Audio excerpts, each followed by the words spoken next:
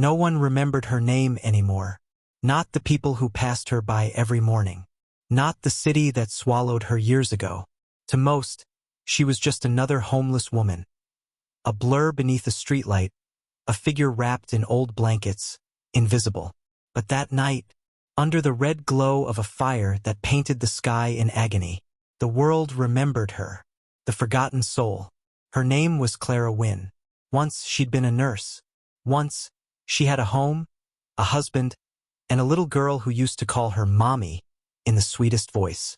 But life had a cruel way of unspooling dreams. Her daughter died of a rare illness. Her husband couldn't bear the loss. He left, taking what little they had. Bills piled up. Grief hollowed her out. And slowly, Clara drifted into the streets. Broken, unseen, surviving on small mercies and the kindness of strangers. Every night, she'd sleep near Maple Avenue, beside the old bakery that tossed out leftover bread at closing time. That night, she had just settled in. Blanket around her shoulders, an empty coffee cup beside her, when she smelled something strange. Smoke. The fire begins. At first, she thought it was another dumpster fire, kids being reckless. But when she turned toward the sound of glass shattering, her heart froze. Across the street, a small apartment building was burning. Orange flames licked the walls, smoke pouring from the windows like angry spirits. People were screaming. A man was shouting into his phone. "They're calling the fire department." But in the chaos, a different sound cut through everything. A child's cry, high-pitched, panicked, coming from the second floor. Clara's instincts snapped back to life. Years of nursing, years of saving others. She didn't think. She just moved. The leap into the fire. She sprinted across the street barefoot, ignoring the shards of glass. "Someone's still in there," she yelled. "Ma'am, wait," a bystander shouted. But it was too late. She pulled her blanket tight around her arm, smashed the front door window, and climbed through the thick, black smoke. The air burned her lungs. Her eyes watered instantly, but she could hear it, the sound of the child sobbing upstairs. "Hold on, baby. I'm coming," she coughed. Up the stairs she went, one trembling hand on the railing, the other shielding her face. Every step felt like wading through fire itself. At the top of the stairs, she saw him, a little boy, maybe 5, huddled by a bedroom door, clutching a teddy bear. The rescue. "Hey, sweetheart," she said gently, trying not to scare him. "My name's Clara. We're going to get out of here. Okay?" He nodded, too shocked to cry now. She tore the curtains from the window, wrapped him in them to protect his face, and lifted him in her arms. The floor creaked beneath her feet, timbers groaning. She turned toward the stairs, but flames had already swallowed the way down. She coughed violently, mind racing. Window. There had to be another way. She ran to the side window. 2 stories down, too far to jump safely. But just below, a narrow ledge jutted out. Clara smashed the glass with her elbow, ignoring the blood. She climbed onto the window frame, clutching the child tightly. "Close your eyes, baby. Don't be scared." And then she jumped, aiming for the ledge. They hit hard, rolling. Pain shot through her shoulder, but she didn't let go. She slid down the sloped metal roof and landed in a pile of trash bags below, miraculously cushioning the fall. The crowd gathers. People screamed. Someone rushed forward. A young man pulled the child from her arms, crying, "He's alive! Oh my God, he's alive!" Clara lay still, coughing, smoke clinging to her hair and skin. Her hands were blistered, her lungs burned, but the boy was safe. When she sat up, the crowd was already surrounding the child, hugging him, crying, praising the miracle. No one looked at Clara. No one asked who she was. She stood quietly, watching as firefighters arrived, as the boy was loaded into an ambulance. Then, when the sirens faded, she picked up her torn blanket and disappeared into the night. The CO's world. Miles away, in a penthouse bathed in glass and marble, Ethan Radcliffe was in the middle of a video conference with his board of directors. He was one of the city's youngest CEOs, founder of Radcliffe Industries. a tech empire worth billions. But in that moment, the sound that interrupted his meeting wasn't a business call. It was his phone, buzzing with a name that made his heart stop. Grace, nanny, emergency. He answered immediately. Grace? What's wrong? Her voice trembled. It's Lucas, sir. There was a fire, your son, he's safe, but someone pulled him out. The paramedics said a woman ran inside. Ethan's blood turned cold. He didn't even hang up properly.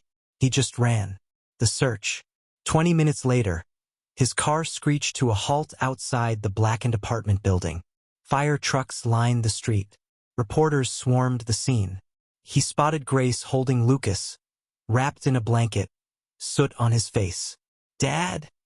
The boy cried, and Ethan swept him up, tears blurring his vision. You're safe, buddy. You're safe, he whispered. But when he asked, who saved you? The little boy pointed weakly down the street. She had no shoes, he said. She said her name was Clara. Ethan turned, saw only a shadowed alley and the distant outline of someone limping away. Call the police, a firefighter shouted nearby. They said the woman might be injured, but by the time they searched the area, she was gone. The city's whisper. The story hit the news the next morning. Unknown homeless woman saves CEO's son from apartment fire. Security footage showed a glimpse of her, barefoot running into the flames. Ethan watched it over and over, his heart pounding with something he hadn't felt in years. Humility, awe, and guilt. He had spent years building walls of wealth, believing success was measured in glass towers and profits. And yet, the person who had saved his entire world was someone with nothing.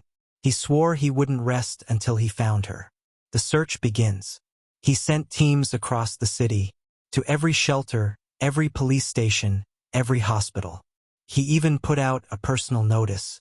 Reward for information. The hero of Maple Avenue. Days passed.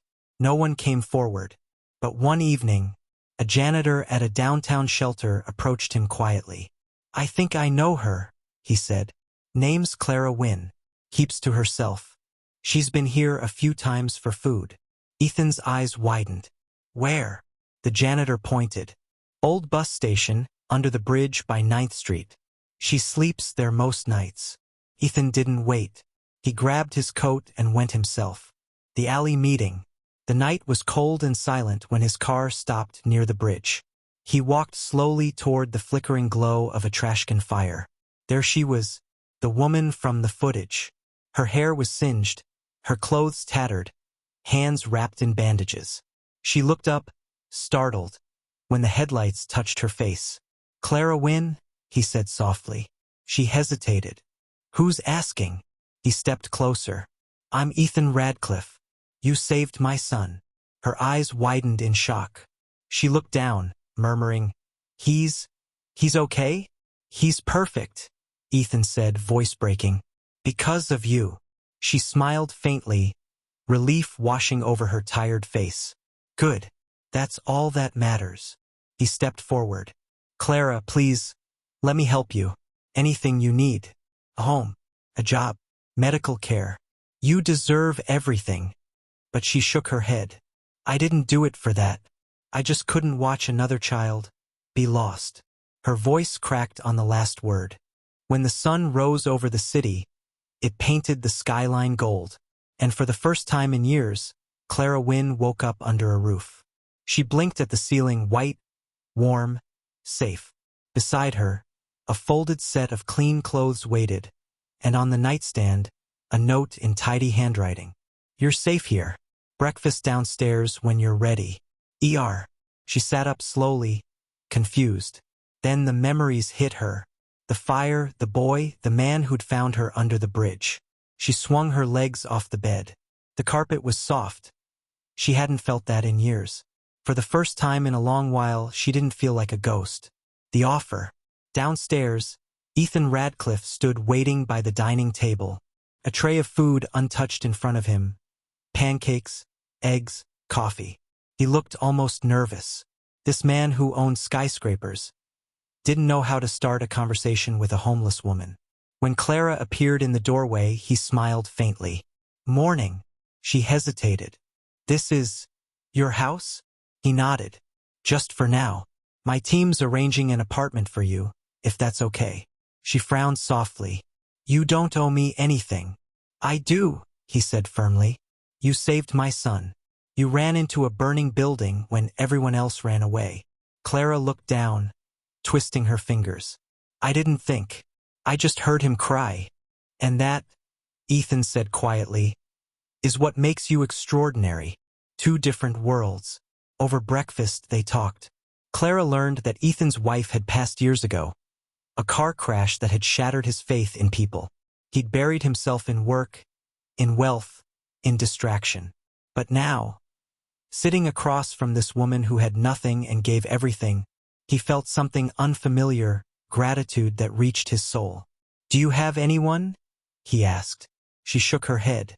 I had a daughter, Emma. She was 6. Sick for a long time. Ethan's eyes softened. I'm sorry. She used to say, Clara's voice broke, that even small lights can make the dark less scary. There was silence between them, the kind that doesn't need to be filled. A small act sparks many. Later that day, Ethan drove her to the hospital to get her burns checked. When the nurse brought the bill, Clara immediately panicked. I can't pay. Ethan gently stopped her. It's taken care of. Please. Tears filled her eyes. She wasn't used to being helped. She was used to surviving. On the way out, they passed a young man in the waiting area, holding his crying daughter. He looked desperate, talking to a receptionist who kept shaking her head. They won't see her without payment, he whispered. Clara stopped. She tugged on Ethan's sleeve. Can you help him? He blinked. What? You helped me, she said softly.